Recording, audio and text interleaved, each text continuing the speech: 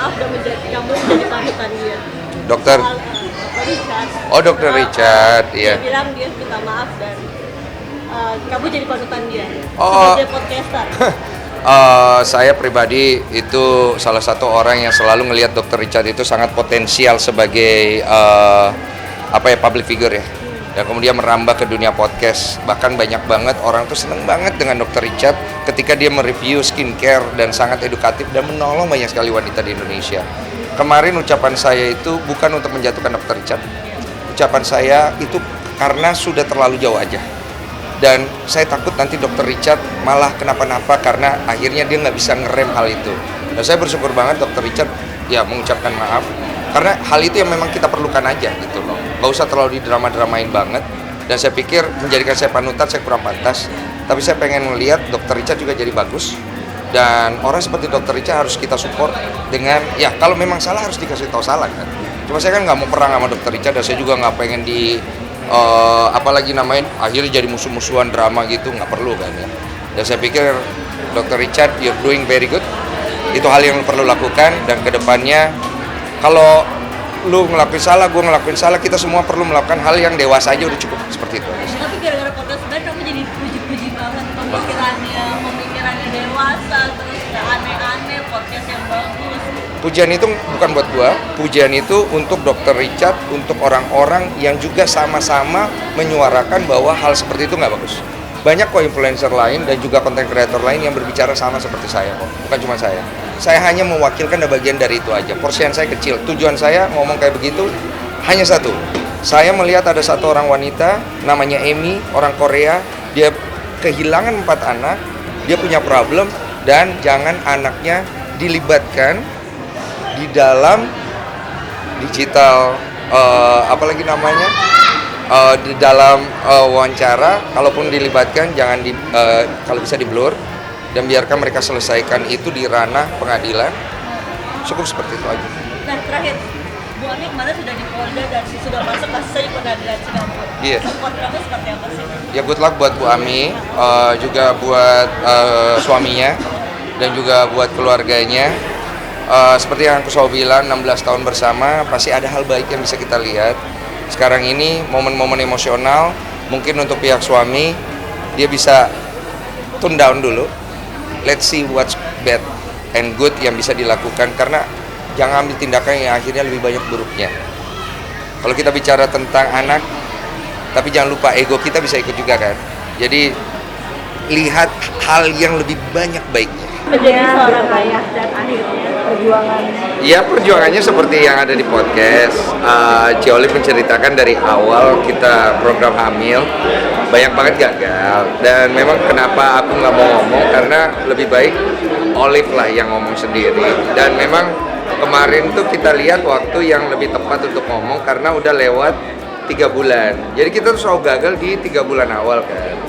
Nah itu kemarin usianya udah mau 6 bulan dan kita harapkan doa juga lah pasti dengan masyarakat supaya lancar, karena kan masih nunggu 9 bulan, masih deg-degan juga dan banyak gagal. Dan sebenarnya video itu kita bikin untuk ngasih semangat juga untuk semua pasutri yang sedang berjuang. Saya juga tuh baru tahu ya, gara-gara seringnya gagal, ternyata sesulit itu juga untuk punya keturunan, dan bahkan seringnya wanita yang disalahkan kan. Sebenarnya kalau dalam hal itu nggak bisa. Jadi cowok sama cewek ini benar-benar mereka harus kerjasama. Yang cowok harus perbaiki pola hidup, karena faktor dari cowok juga gede banget, dan itu saya ngalamin gitu. Jadi jangan ada stigma lagi bahwa cewek-cewek ketika mereka sulit memberikan keturunan, salahnya di mereka gitu loh. Seringnya kan begitu. Kamu menjaga Ciolip sekarang seperti apa? Sudah masuk protek apa? Saya kandangin dia ya. Ciolip ya biasa aja, cuman hal-hal yang nggak perlu dilakukan. Kayak untuk sekarang jangan terbang-terbang dulu, terus nggak perlu dulu ngelakuin kegiatan yang nggak perlu. Kalau dia lagi bosan ya jalan-jalan dikit aja, nggak usah terlalu jauh-jauh. Simple sih. Makanan gitu-gitu mah nggak ada pantangan? Makanan gitu? nggak ada ya, Ciolip nggak ada pantangan, cuman ngidamnya aja yang unik ya. Apa tuh Bang?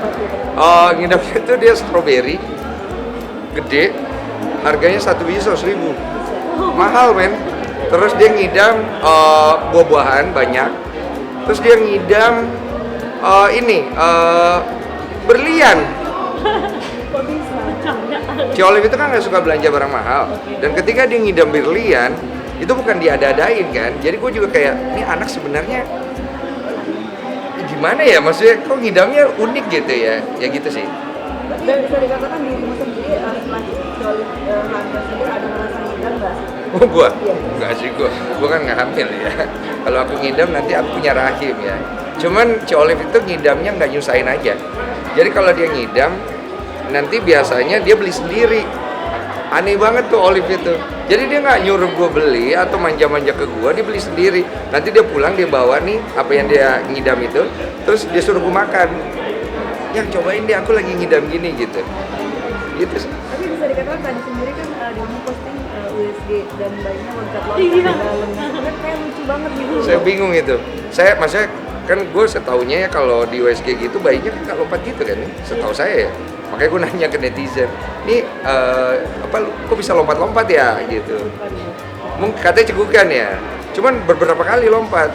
Sempat kemarin USG yang 4D, jadi kan ditekan pakai USG gitu, bayinya mukul, nonjok balik gitu katanya, kata Ci Olive sih. Gue nggak pernah boleh ikut ke ini, karena setiap kali gue ikut gagal kan.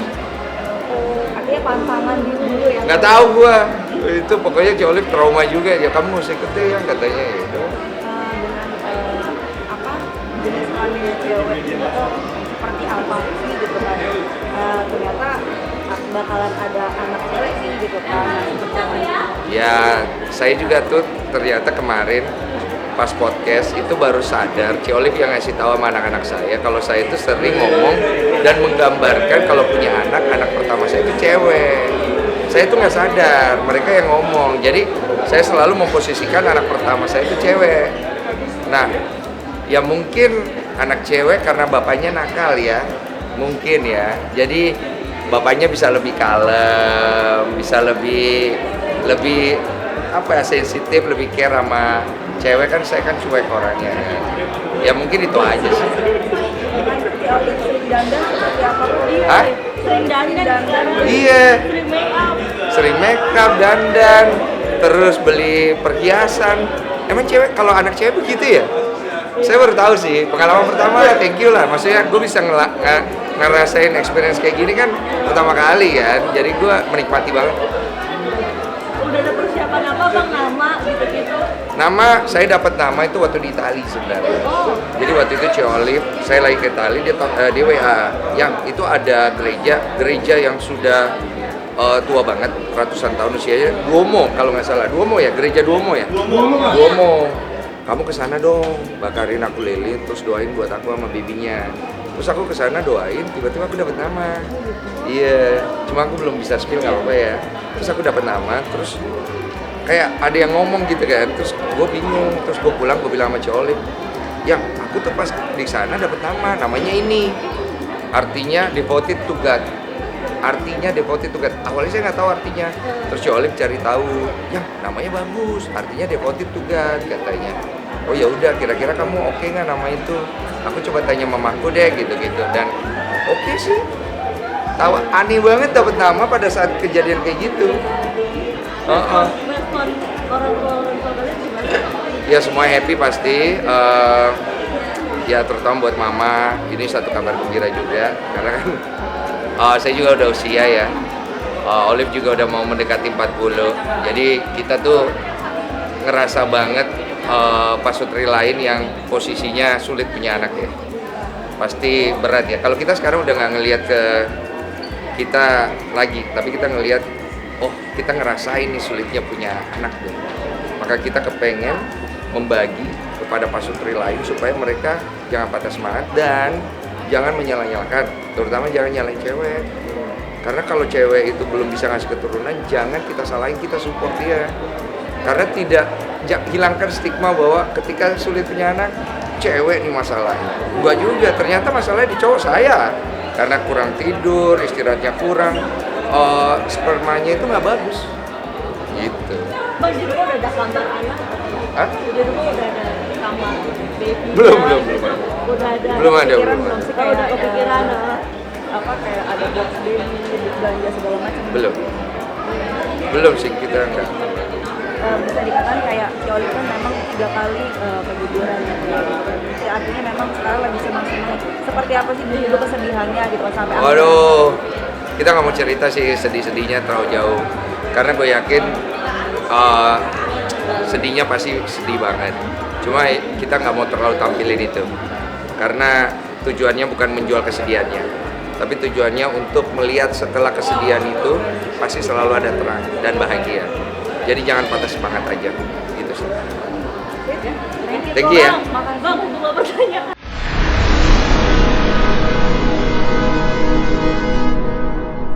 Jadi jangan lupa untuk subscribe Cumi Cumi. Ditekan ya tombol lonceng merahnya.